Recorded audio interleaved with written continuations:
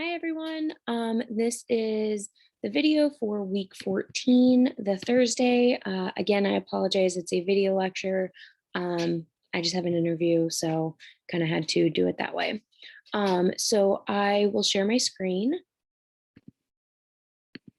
And let's go here, share.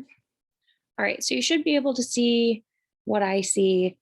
So this week we're covering the Facebook dilemma. We watched that in class, or if you're watching this early, we will watch that in class on Tuesday. So the game plan today is to cover Kelly, Shaw, and Martinez. I think there was one more rating, but it kind of reiterated the same thing. So I just want you to focus on these three. So there will be a pop quiz for these readings. You can see the questions here. What I want you to do is email me your response by Friday night at 11:59 p.m. That gives you all this week to go ahead and watch this video and get these questions done. So I want you to briefly explain if you think Facebook is a media or tech company. And this, what I want you to do is give your own personal opinion, but back up why with things from the Kelly and Shaw readings. Next, I want you to elaborate on how much responsibility lies on CEOs of tech companies and how much is it on us for the content that is posted. Again, another one that is more of an opinion question, but I want you to be able to back it up. And then finally, briefly explain the difference between a monopolist versus a monopsonist, a monopolist versus a monopsonist, okay? So be able to describe those two. Hang on one second. Let's get to my video. Okay, well, I'm gonna pull up the PowerPoint or the syllabus really, really quick because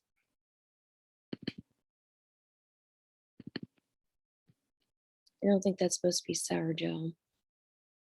It's not. I know it's not. Sorry about the confusion. It's supposed to be Martinez right here, not sour gel. So I do apologize about that. So let's go ahead and get going.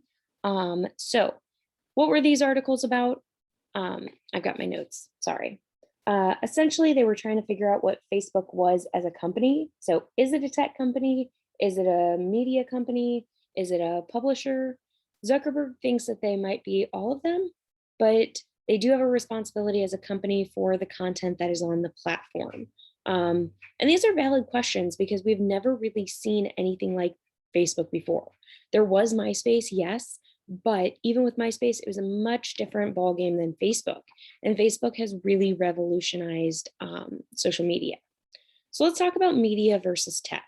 So what do you think? Is Facebook a media company or a tech company? And would it change your mind to note that Zuckerberg thinks of Facebook as both media and tech, albeit non-traditional in either sense of the word? So it's not a traditional media company. It's not a traditional tech company. There's a lot of things that Facebook does, like building drones, building tools to send money, connecting people, right? So it's not traditional in any sense. Zuckerberg said that Facebook is a new kind of platform. It's not a traditional technology company. It's not a traditional media company. We build technology and feel responsible for how it's used. That part is important. The CEO and Facebook alike feel responsible for how it's used. We don't write the news that people read on the platform, but at the same time, we know that we do a lot more than just distribute news. We're an important part of the public discourse, right? So he realizes that they're not coming up with all of the content, but they do feel responsible. So what does that mean in terms of media versus tech?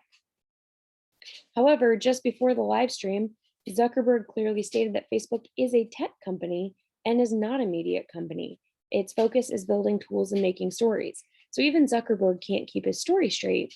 Even the CEO doesn't really know how to classify something that we all use daily, multiple times a day. So right now we don't really have an answer. This is why that question is an opinion question. because Facebook changed this media industry. It's made itself a platform for receiving news as well as creating news, some of which is true, some of which is fake. And Zuckerberg said that Facebook does more than just distribute news. He said that he was proud that Facebook takes fake, spam, and misleading news very seriously. But we all saw the posts that would protect anyone who put some weird paragraph as their status from having their data stolen or from paying anything to Facebook. So, how serious are they? What kind of information is being spread, and how serious are they about that? We also saw what is constituted as hate speech versus non hate speech, and these very, very weird lines that are not clearly delineated. So, how do we classify the existing platform? Well, we talk about existing laws. So, laws governing the internet give Facebook and other platforms a lot of gray areas for what responsibility they have for content on Facebook. We talked about this the other day, how the Constitution doesn't govern platforms like Facebook. They get to make their own community guidelines. So when Zuckerberg said that they do have a responsibility for content published, he did say that, but he also made it clear that Facebook is the platform, not the publisher. So we are the publishers. This allows a loophole to be a neutral platform, meaning they really aren't subject to any laws that require that they monitor illegal activity. They just harvest our data sometimes, but they don't have to monitor what we're posting or doing. So think back to a couple years ago when all those ISIS videos became public on our social network sites. Sorry. We saw a lot of gruesome things. There were a lot of beheadings. There were a lot of deaths. Facebook didn't technically have to monitor that. And for a lot of it, they didn't. A lot of us saw these videos. So moving forward with taking responsibility, while Facebook doesn't have to take responsibility, many companies like Facebook often say, we don't want to be the arbiters of truth. So it's not really working out well for them because they're basically saying, we don't want to be the gatekeepers that are responsible for the content published on personal pages. So we keep seeing extreme videos and things posted online, some of which are now coming with a content warning before allowing the video or photo to be seen. But companies like Facebook and the CEOs are now forced to take responsibility. So while they might be a neutral platform, they do have some sort of responsibility. They are technically responsible for extreme things being posted, even if they're posted on personal pages. So how much responsibility actually lies with us and what we're posting and sharing, and how much lies with the CEOs and the platforms? Again, very personal opinion, but you can use some of the stuff from these readings to inform your answer for the quiz. And then finally, we move to Martinez. These three readings were very short. So the lecture, of course, is going to be short. It's obviously shorter than in class because I don't have, I don't have my notes. I don't have any discussion feedback from y'all. So I have to make this smaller because the notes weren't appearing on my iPad. So I do apologize for that. So with the Martinez article, the article was about digital capitalism and how big business is getting far too big for our society's own good. So big tech companies in Silicon Valley isn't really full of monopolists anymore, rather monopsonists. Okay, and so we're going to talk about what is monopolist versus monopsonist. So a monopsonist, a monopolist refers to when a company and its product offerings dominate one sector or industry. They're an extreme result of free market capitalism where an entity has total or near total control of a market. So think of a company that has an entire market where nobody else does anything like it. It's just that company. That's more of a monopolist. We can monopolize conversations, right? Very one-sided. I'm doing all the talking right now. I am monopolizing the conversation. A monopsonist, on the other hand, is a market that's dominated by one buyer and many sellers. So an inverse of a monopoly. Oh my gosh, I can say these words. So think of it like this. The biggest media company in the world is Facebook, but it doesn't produce media. We produce our own media as well as have our own news tailored to our activity. The biggest hospitality company in the world is Airbnb, but it doesn't own any hotel rooms. We allow renters to stay in our personal houses, houses that we own. We market those rooms for people to stay in like a hotel. The biggest taxi company in the world is Uber, but it doesn't own any taxis. We offer people rides in our personal cars. So why is Uber considered a taxi company then? Because we have to use the Uber app to use it. And the same thing goes for Facebook and Airbnb. We have to use those apps, and Facebook provides the news for us. We don't have to go anywhere else besides Facebook. Airbnb, you put in the location you want to stay, and it provides all of those locations. Okay. So moving forward for controlling the demand rather than the supply. So a monopsony flips the script about what we normally think about commerce and its worth, right? So think about Walmart. This company seized enormous amounts of retail demands in the US, and it offered its customers more and more for less and less. So Walmarts around the US have put smaller mom and pop shops out of business because you can get the same products for half of the price. Shoppers are happy, suppliers fear that they're going to be shut off due to its demand, right? Your product is too expensive, so I'm going to go to a different supplier. This is why we don't have main streets around the US, boutiques.